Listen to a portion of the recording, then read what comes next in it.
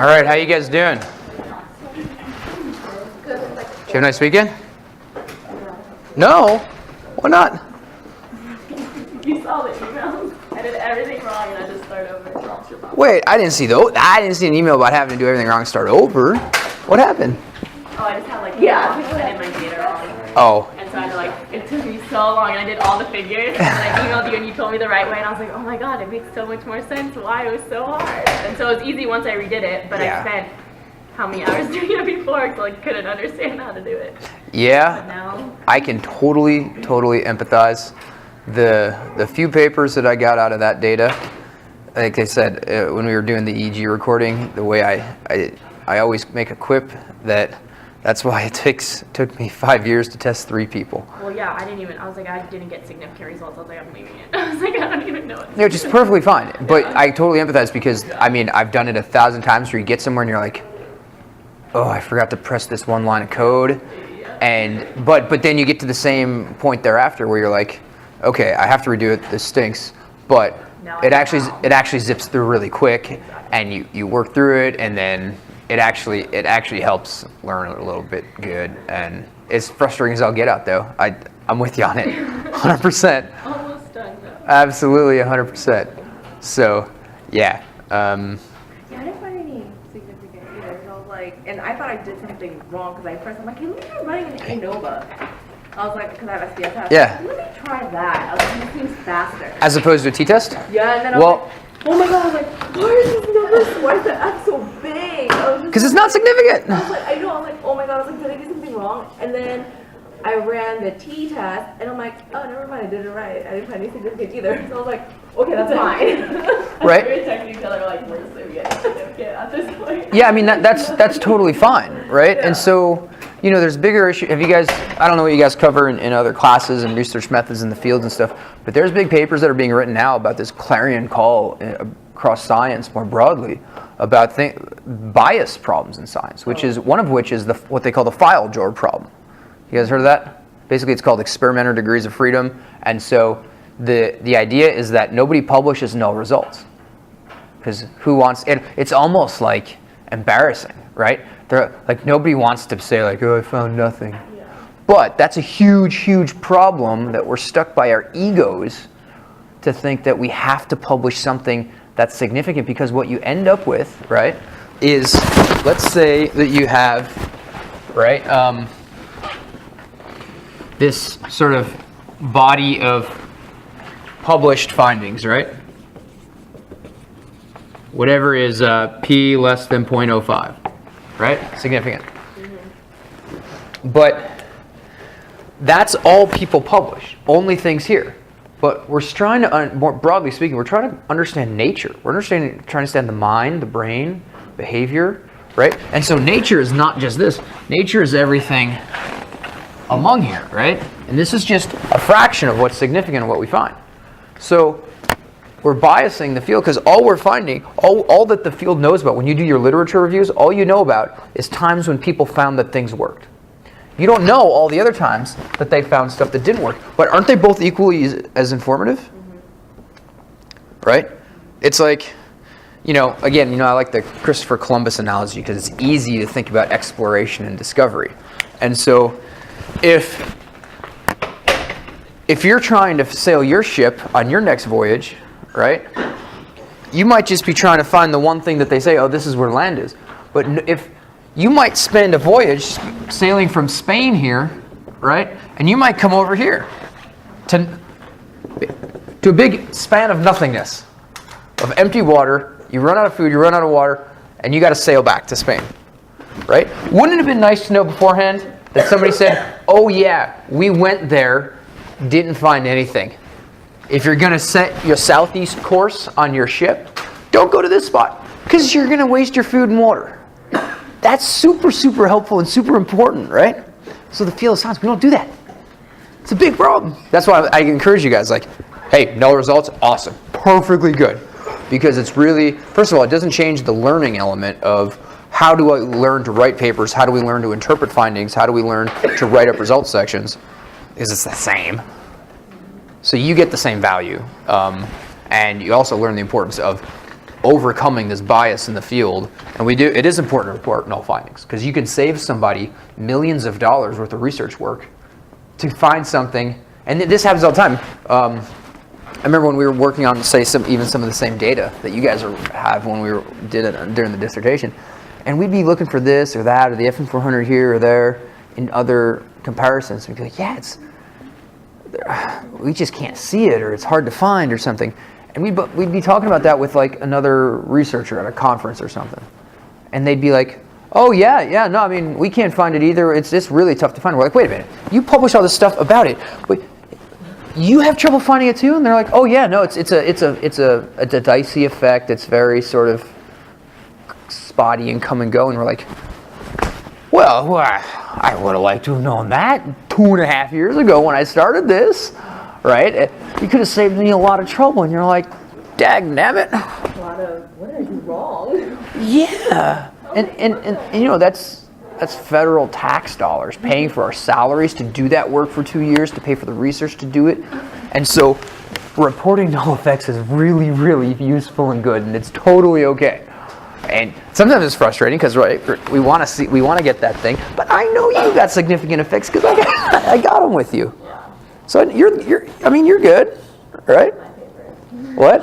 One hypothesis is good.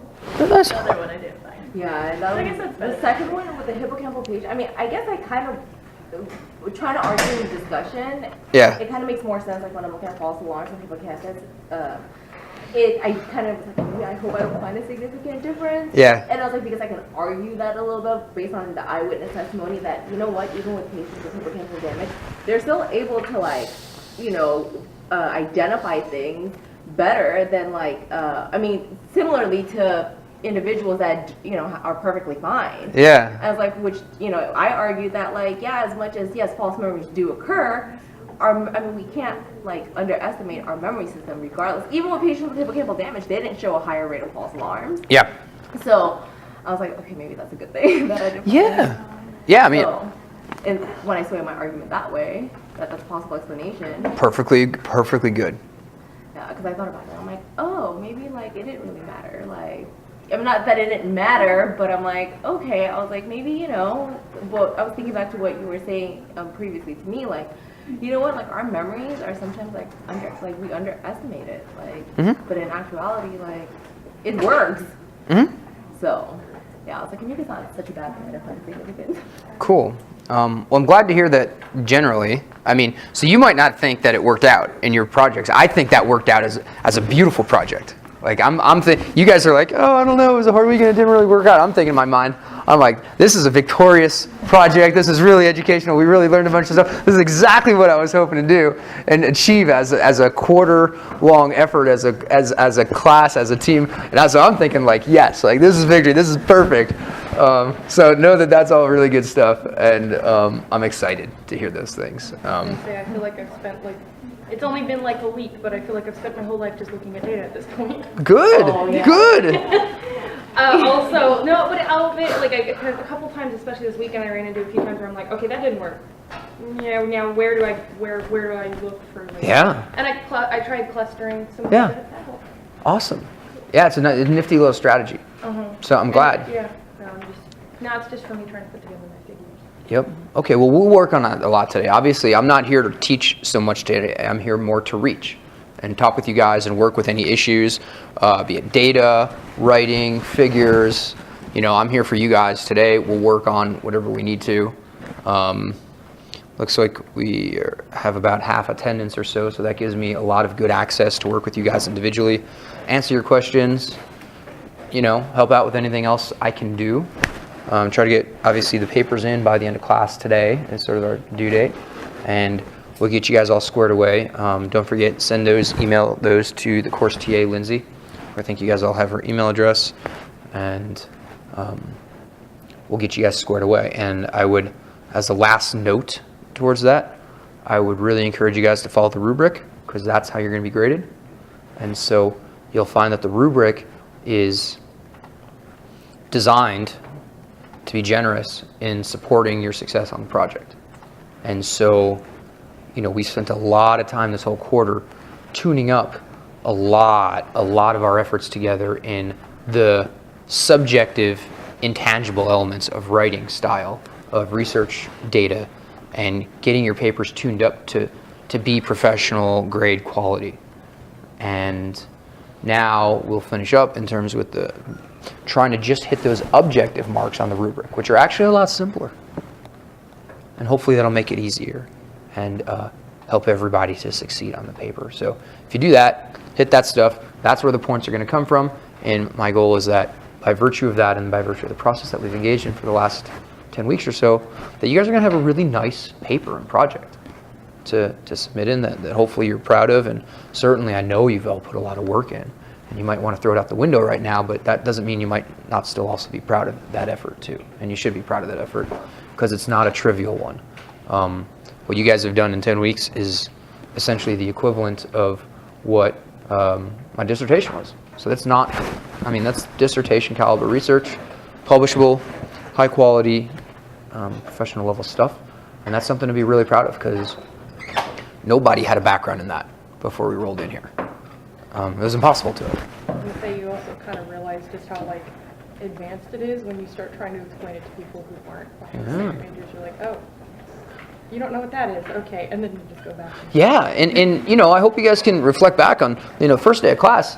You know, I kind of threw the gauntlet down. I said, guys, we're tasked with achieving a ton of stuff in 10 weeks. We're going to learn cognitive psychology. We're going to learn experimental design, statistics. We're going to learn how to make publishable figures in graphics. We're going to learn Excel. We're going to learn EEG lab, ERP lab, MATLAB. We're going to learn how to do physiology. We're going to learn how to record EEG data, how to collect it, how to analyze it, how to work with artifacts, how to make sense of all of it. And it's probably like, holy crap. And guys, you did it. You did a great job with it. And so, like you said, now you try to explain to someone and you realize, oh my God, there was a ton of stuff that just got absorbed in my head in 10 weeks. And that's a testament to you guys. You guys did a really great job. You answered the call. And you guys really rose to the occasion. So I'm really proud of you guys. Really happy for you. I'm really excited and proud of you guys to see you guys graduate. Was it Saturday? Yep. Yeah? Hopefully you guys are all... I feel like it'll feel more real after today. Not until Today's my big Wednesday. I can't be excited until Wednesday. Till Yeah. Today. Oh, I'm sorry. I was going to say, today's my big I'll be hurdle. excited. Today's my big hurdle, finishing up. And then, like, I mean, I've got my finals tomorrow and whatnot, but, like, those are just, like, not as... So, that's exciting. I'm really happy for you guys. So, what are your guys' like, just generically, what's the realm of like your paper length right now? How many double-spaced pages? 21 pages. How many? 20 and 21? Yeah, but I haven't done the figures yet. So. I'm at 18. 18? I'm still trying to put everything together, so about 15. 15? Do you know yet, Kirsten? I'm at 15 right now. 15? But I'm still adding. Brittany? All my pages together are 32. 32. All right. So, like, first of all, that's really, really cool to me. That's exciting because what would you guys have done if at some point in the semester I'm like, oh yeah, and you're going to have a 32-page paper to write? Right? Like, or, right? It would have been like pandemonium, fear, panic, craziness, right? But look what we did. We piecemealed it into little, week by week, little 2-page sections. And we slowly added it all up and built it in one little piece at a time. And I never gave a page expectation. I never said you have to write a 20-page paper. Never said it have to be 15. And look what you guys made on your own. That's really impressive to me, and I'm really excited. And I cheer you guys for that. This was definitely. You're not so happy about that, Nicole? This was definitely the hardest paper I think I've ever done. Not because of the paper, it was just like the analysis. Yeah. Yeah, that was what it was. Working with MATLAB, there's tons of times that I'm like, what is wrong with you? Like, work. Like, Yes. But What did I do wrong that, this yeah, time? that was probably the hardest part. That's why I'm like, oh my god, this paper was taxing just because of the analysis. Like, we, like, going back and forth to, like, Dr. Luck's, like, book and, like, Yeah. what am I looking at? Like, Yes. That's great. That's music to my ears, by the way. That means, like, that might sound like, that's great.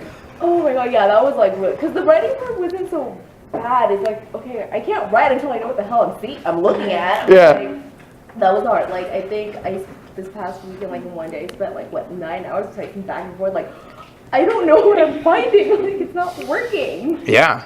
So, but yeah. Well, that's great because when they tasked me with the job of teaching the class, they told me this was supposed to be, that my job was supposed to be providing a capstone experience of for graduating seniors of some sort of capstone big project that was a big paper they could basically hang their hat on, basically as like a thesis and whatnot.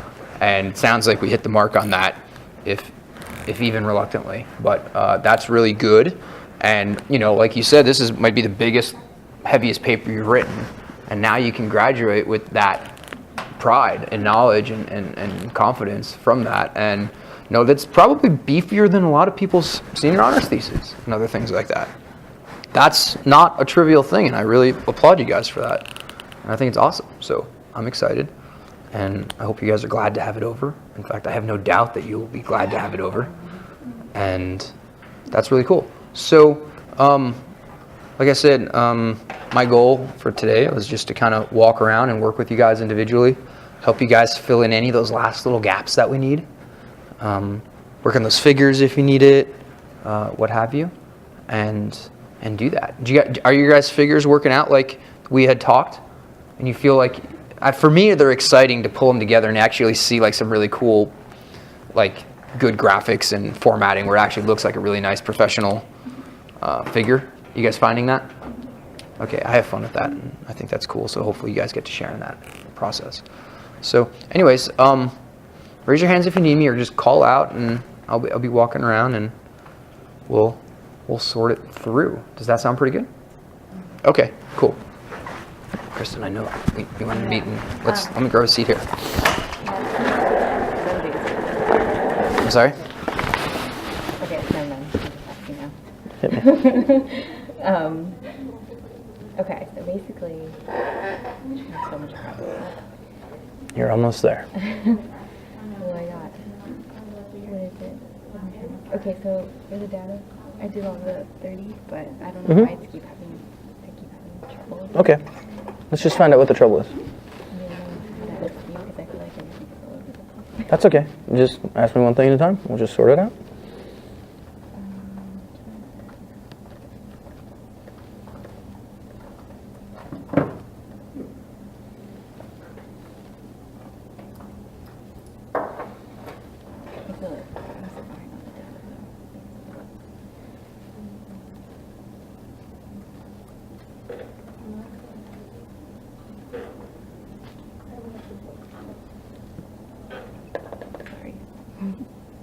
It's okay. Do you know off the top of your head that something that you can tell me that we should start thinking about? Like what seems to be the problem? That's why I said, can I ask you when I'm ready? Because I'm like all over the place right now. Sure. Hit me up. What do you got? It's just actually like I had it before and then it seems to have run off. But the tool pack. Like the analysis tool pack, right? Yeah. I keep trying to put it in, but it's not going. Okay, let's just go back to that screen you had a moment ago.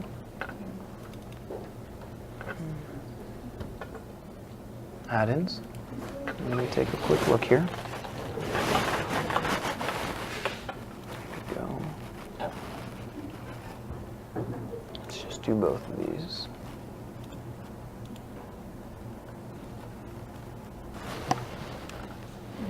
Data? Can also be here. No. Very last final. Where the heck did that go? Just click on like any of it, and it does that. You just have to. Data analysis right there. Oh, perfect.